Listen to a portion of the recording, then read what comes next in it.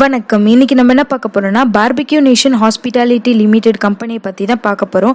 அந்த கம்பெனி என்ன பண்ணுறாங்க, அந்த கம்பெனியோட பிஸ்னஸ் ரெஸ்டாரண்ட்ஸ் எல்லாம் வந்து எங்கெங்கெல்லாம் இருக்குது, அந்த கம்பெனியோட பிஸ்னஸ் ஸ்ட்ராட்டஜிஸில் சீக்ரெட்டாக என்ன பண்ணுறாங்க, அதனால தான் அவங்களோட பிஸ்னஸ் வந்து நல்லா க்ரோ ஆகிட்டுருக்கு.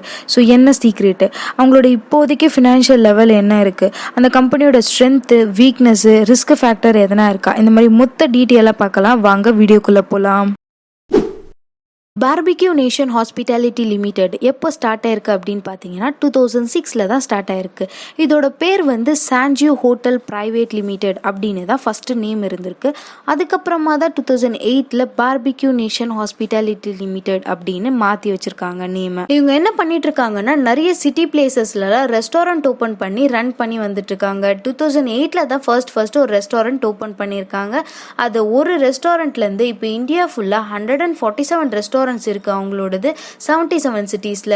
அது மட்டும் இல்லாம 6 இன்டர்நேஷனல் ரெஸ்டாரண்ட்டும் இருக்கு. இப்போ ரீசெண்டா ரெட் ஆப்பிள்னு பிராண்ட் நேம்ல 11 இட்டாலியன் ரெஸ்டாரண்ட்ஸ் ஓபன் பண்ணிருக்காங்க 3 மெட்ரோ சிட்டிஸ்ல. எங்கங்கன்னா சென்னை, பெங்களூர் அந்த மாதிரி சிட்டிஸ்ல எல்லாம். இப்போ மொத்தமா அவங்களோட ரெஸ்டாரண்ட்ஸ் வந்து 164 ரெஸ்டாரண்ட்ஸ் இருக்கு வேர்ல்டுலயே. இவங்களோட சப்சிடரிஸ் யாருன்னா பார்பிக்யூ நேஷன் கிச்சன் துபாயில இருக்கு, barbecue nation Malaysia, red apple kitchen consultancy private limited, இந்த மாதிரி மொத்தமா 8 சப்சிடரிஸ் இருக்கு. முன்னாடி சொன்ன மாதிரி இவங்க என்ன பண்ணிட்டு இருக்காங்க, நிறைய ரெஸ்டாரண்ட்ஸ் எல்லாம் ஓப்பன் பண்ணிட்டு இருக்காங்க மெயினான சிட்டிஸ்லாம்.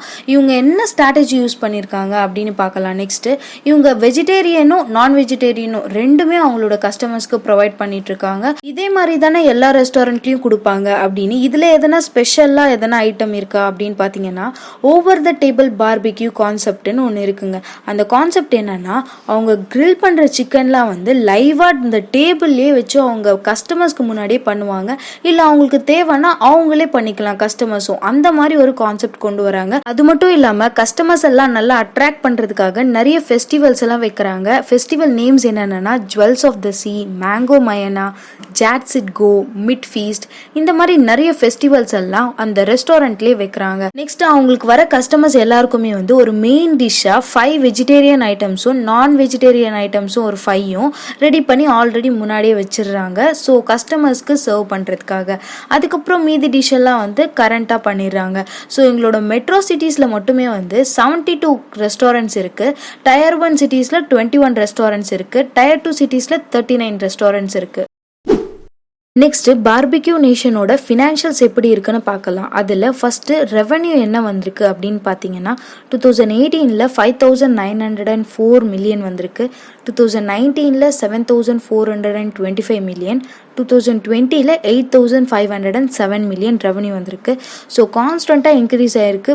பர்டிகுலராக 2020 ரெவன்யூ இன்க்ரீஸ் ஆயிருக்கு. நெக்ஸ்ட் ப்ராஃபிட் ஆஃப்டர் டேக்ஸ் என்ன வந்திருக்குன்னு பார்த்தீங்கன்னா 2018 -58 மில்லியன் நெகட்டிவ்ல இருக்கு, 2019 -383 மில்லியன், 2020 -329 மில்லியன் ரெவன்யூ தான் இன்க்ரீஸ் ஆயிருக்கு. ஆனால் ப்ராஃபிட் ஆஃப்டர் டேக்ஸ் வந்து எல்லாமே நெகட்டிவ்ல தான் இருக்கு. நெக்ஸ்ட் இவங்களோட கடன் எவ்வளோ வந்திருக்குன்னு பார்த்தீங்கன்னா 2018 1,276 மில்லியன் கடன் வந்திருக்கு, 2019 1,578 மில்லியன் கடன் வந்திருக்கு. செப்டம்பர் 2019 அப்போ 1,729 மில்லியன் கடன் இன்க்ரீஸ் ஆயிட்டே இருக்கு. இந்த கம்பெனியோட ப்ரொமோட்டர்ஸ் யாருன்னா Sayaji hotels limited, Sayaji house keeping services limited, காயும் தனானி, ரேஃப் தனானி, சுஜித்ரா தனானி எல்லாம். பார்பிக்யூ நேஷனுக்கு யாராவது காம்படிட்டர்ஸ் இருக்காங்கன்னா இருக்காங்க. அது மட்டும் இல்லாம அந்த கம்பெனி மார்க்கெட்லயும் லிஸ்ட் ஆயிருக்கு. சரி, எந்தெந்த company? Jubilant food works limited, Westlife development limited, speciality restaurant limited, இந்த 3 கம்பெனி தான் பார்பிக்யூ நேஷனோட காம்படிட்டர்ஸா இருக்கு. இப்போ இந்த கிராஃப் பார்த்தீங்கன்னா அந்த கம்பெனி எல்லாம் ரெவன்யூவை கிராஃபா காமிச்சிருக்காங்க.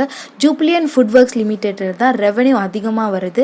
Next Westlife development limited ஜூப்ளியன்ட்டை விட கொஞ்சம் கம்மியாக வருது. நெக்ஸ்ட் ஸ்பெஷாலிட்டி ரெஸ்டாரண்ட் லிமிடெட்ல ரொம்ப கம்மியாக வருது. பார்பிக்யூல கொஞ்சம் ஓகே. மற்றதெல்லாம் கம்பேர் பண்ணும்போது பார்பிக்யூ நேஷனோட ரெவன்யூ ரொம்ப கம்மி தான். நெக்ஸ்ட் இந்த கம்பெனியோட ஸ்ட்ரென்த்தை பார்க்கலாம். பார்பிக்யூ நேஷன் வந்து ஒரு ஃபாஸ்டஸ்ட் க்ரோயிங் கம்பெனி. நிறைய பேருக்கு நல்லா தெரிஞ்ச ரெஸ்டாரண்ட் பிராண்ட் இருக்கு பப்ளிக் கிட்ட. அவங்களோட ஸ்ட்ராட்டஜிஸ் எல்லாமே கஸ்டமரை அட்ராக்ட் பண்ணி கவர் பண்றதுலயே நிறைய பண்றாங்க. எப்பவுமே எல்லாரும் கொடுக்குற மாதிரி மெனு மாதிரி இல்லாம டிஃப்ரெண்ட் ஐட்டம்ஸை கொடுக்குறாங்க. ஸ்ட்ராங்கான பிசினஸ் க்ரோத்தும் இருக்கு. நெக்ஸ்ட் என்ன மாதிரி ரிஸ்க் எல்லாம் இந்த கம்பெனிக்கு இருக்கு, இந்த மாதிரி ரிஸ்க் இருந்துச்சுன்னா இந்த மாதிரி பிசினஸ் அஃபெக்ட் ஆகும் அப்படின்னு நம்ம என்ன மாதிரி ரிஸ்க் எல்லாம் இருக்கு அப்படின்னு பார்க்கலாம். ஸோ ஃபர்ஸ்ட் வந்து என்ன ரிஸ்க் இருக்குது அப்படின்னீங்கன்னா, ரெஸ்டாரண்ட்ஸ் எல்லாம் ஓப்பன் பண்ணுறதுக்கு நல்ல ஒரு சூட்டபிளான லொக்கேஷன்ஸ் எல்லாம் கிடைக்கலனா கூட அவங்க பிஸ்னஸ் வந்து கம்மியாகும், டவுனில் போகிறதுக்கு வாய்ப்பு இருக்குது. அதே மாதிரி அவங்களோட மெனு கார்டில் வந்து நியூ டிஷ்ஷஸ் எல்லாம் ஆட் பண்ணாமல் ஆல்ரெடி இருக்கிற ரெகுலர் டிஷ்ஷஸே கொடுத்துட்டு இருந்தா கூட அவங்களோட பிஸ்னஸ் அஃபெக்ட் ஆகும். நெக்ஸ்ட் சீசனுக்கு ஏற்ற மாதிரி அவங்க இந்த டிஷ்ஷை இந்த சீசனில் கொடுக்கணும், இந்த டிஷ்ஷை இந்த சீசனில் கொடுக்கணும் அப்படின்னு சொல்லிட்டு ஒரு கஸ்டமைஸ்டு பிஸ்னஸாக இருக்கணும். அப்படி இல்லைன்னா அவங்களோட பிஸ்னஸ் அஃபெக்ட் ஆகுறதுக்கு வாய்ப்பு இருக்குது.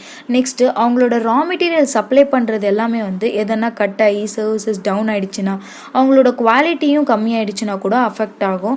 குவாலிஃபைடு செஃப்ஸ் எல்லாம் இருக்காங்கல்ல, அவங்க எதனா சின்னதாக மிஸ்டேக் பண்ணாலும் அது சொதப்பினாலும் அவங்களோட பிஸ்னஸ் அஃபெக்ட் ஆகிறதுக்கு வாய்ப்பு இருக்குது.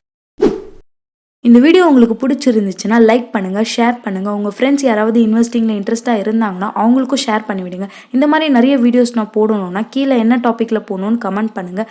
ட்ரேடிங்கில் சக்ஸஸ் ஆகணும்னா என்னோட பில்லியன் சேனலுக்கு சப்ஸ்கிரைப் பண்ணிக்கோங்க. பில்லியன் தமிழ்னு ஃபேஸ்புக், இன்ஸ்டாகிராம் பேஜில் ஃபாலோ பண்ணுங்கள்.